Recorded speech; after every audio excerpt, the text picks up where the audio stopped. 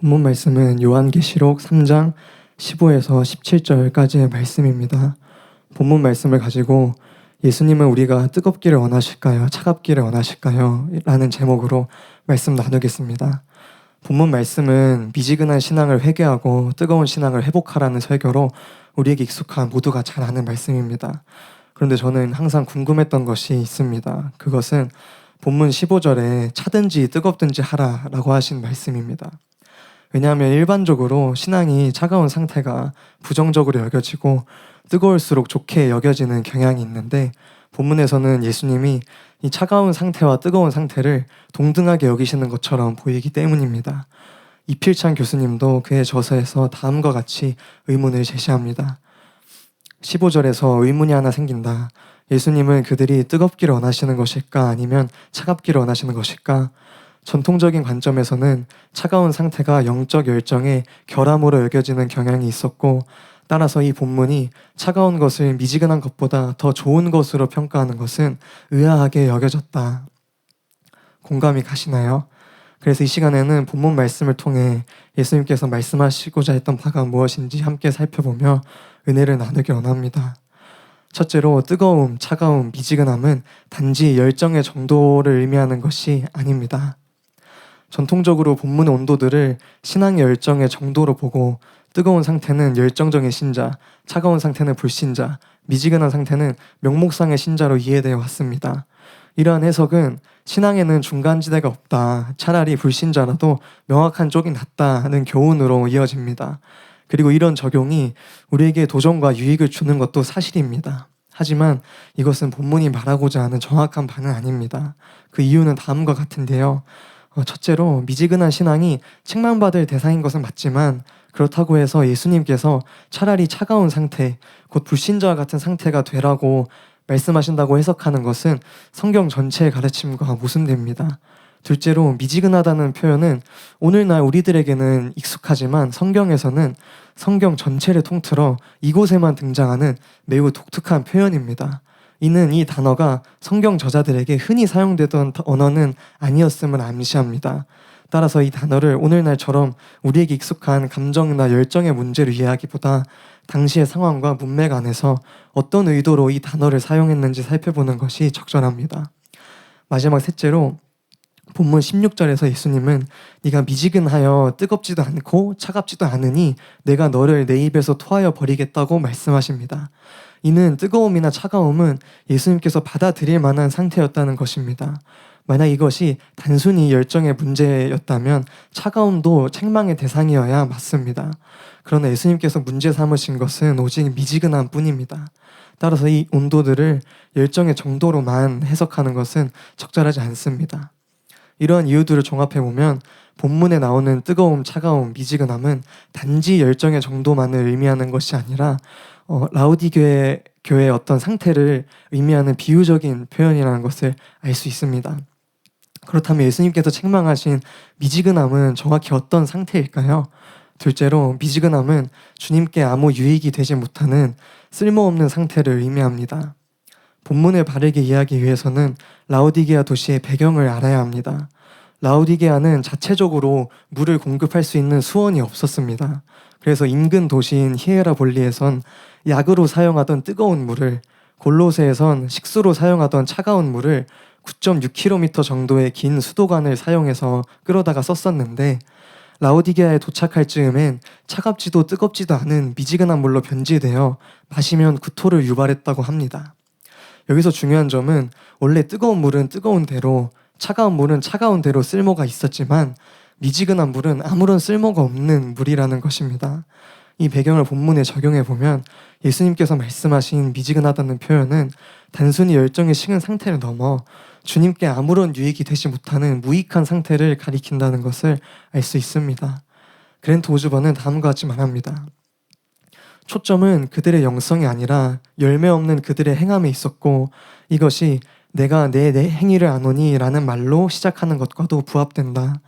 예수는 가차없이 내가 차든지 뜨겁든지 하기를 원하노라 라고 말씀한다. 그러나 그들은 미지근했다. 그들은 행위가 부족했고 주님에 대하여 무익했다. 여러분, 이건 단지 라오디게 교회만의 문제가 아니죠. 여러분은 하나님 나라에 유익이 되는 삶을 살고 계십니까? 아니면 달란트 비유에 나오는 무익한 종처럼 주인의 기쁨에 전혀 이바지하지 못하는 삶을 살고 계십니까? 알렌 존슨이란 학자는 그리스도인이 된다는 것은 그리스도에게 유용한 존재가 되는 것을 의미한다 라고 짧지만 핵심이 되는 지적을 했습니다. 사랑하는 여러분, 각자의 삶의 영역에서 주님께 유익이 되지 않는 미지근한 물과 같은 영역이 있진 않은지 따져보고 또 점검하는 저와 여러분 되길 축복합니다. 그렇게 해서 주님을 기쁘시게 하는 열매 맺는 삶을 살게 되시길 축복합니다. 마지막 셋째로, 주님이 토해내시는 진짜 이유는 자기 실상을 모르는 교만 때문입니다. 17절은 개역개정에는 번역되지 않았지만 원어로는 왜냐하면 이란 뜻을 가진 이유를 나타내는 접속사 호티로 시작합니다. 따라서 17절은 라오디게아 교회가 왜 예수님이 토해내시는 쓸모없는 상태가 되었는지 그 이유를 말해줍니다. 생략된 접속사를 넣어서 본문을 다시 읽어보면요, 16, 17절입니다. 내가 이같이 미지근하여 뜨겁지도 아니하고 차지도 아니하니 내 입에서 너를 토하여 버리리라. 왜냐하면 네가 말하기를 나는 부자라 부요하여 부족한 것이 없다 하나 내 공고한 것과 가련한 것과 가난한 것과 눈먼 것과 벌거벗은 것을 알지 못하는도다. 실제로 라오디게아는 안약 사업과 의류 사업으로 많은 부를 누리던 도시였습니다. 그래서 그들은 자신들이 부자라고 부족한 것이 없다고 속으로만 그렇게 생각한 것이 아니라 입 밖에 내어 그 부유함을 자랑했습니다. 그러나 문제는 그들의 영적인 실상은 그와 정반대였다는 것입니다. 그들은 영적으로 비참하고 가련한 상태였음에도 그 실상을 깨닫지 못하고 자신의 부유함만 자랑하는 교만한 삶을 살고 있었습니다. 바로 이러한 모습이 예수님께서 보시기에 토해버리고 싶을 정도로 역겨운 상태라는 것입니다. 여러분, 예수님께서 이 땅에서 사역하실 때 가장 많이 책망하고 질책하신 사람들이 누구였습니까? 몸을 팔던 창녀들이 아니었습니다. 거두어야 할 세금보다 더 많은 돈을 거두어 같은 유대인들에게 배신자로 여겨진 세리들도 아니었습니다. 바로 바리새인들이었습니다. 왜냐하면 그들은 자신들이 어떤 상태인지 전혀 깨닫지 못하고 오히려 자신들의 신앙을 괜찮다고 생각했기 때문입니다. 요한복음 9장 41절을 세 번역으로 읽어드리면요, 예수께서 그들에게 말씀하셨다. 너희가 눈이 먼 사람들이라면 도리어 죄가 없을 것이다. 그러나 너희가 지금 본다고 말하니 너희의 죄가 그대로 남아있다. 박윤선 박사님은 다음과 같이 말합니다. 그가 토하시는 이유는 그의 속에 역스러우신 까닭이다. 되지 못하고 된 줄로 아는 태도는 주님께서 가장 미워하시는 두 가지 죄악을 합한 것이니 곧 외식과 교만이다. 주님께서 땅 위에서 가장 많이 책하신 죄는 바리새인들의 외식이었다. 하나님께서는 은혜 주시기를 좋아하시되 교만한 자만은 물리치신다. 여러분들 어떻습니까? 혹시나 여러분들은 자신들의 실상을 깨닫지 못한 라오디게아 교인들 또는 바리새인들과 같지는 않습니까? 강병도 교수님은 자신이 비참한 자경에 놓였음에도 불구하고 그 사실을 깨닫지 못하는 영적 무지야말로 자신을 영원한 죽음에로 인도하기에 족하다라고 말했습니다. 자신의 실상을 깨닫지 못한 상태는 마치 시한폭탄과도 같습니다. 만약 그대로 방치한다면 언젠가 터져버려 큰 해악을 가져오게 될 것입니다. 그러므로 자신의 실상을 밝히 보여달라고 주님께 은혜를 구해야 할 줄로 믿습니다. 그런 저와 여러분 되기를 축복합니다. 결론을 말씀드리겠습니다. 여러분도 잘 아시는 것처럼 사랑하는 교회를 떠난 많은 목회자분들과 성도님들이 있지요. 그런데 교회에 다닐 때는 다 좋은 분들이었던 그분들이 왜 사랑하는 교회를 떠났을까요?